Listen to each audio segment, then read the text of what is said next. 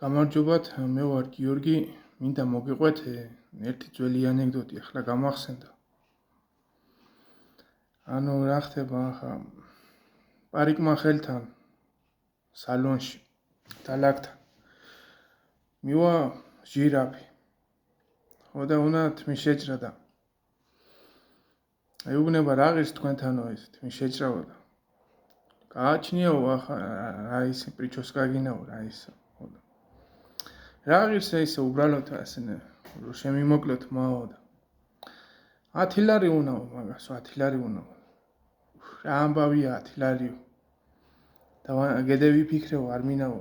უბრალოდ ისერი შემისწორე უკან მეტი ან მინა არაფერი ისერიო მომიღეო ესე კაათვე ლამაზად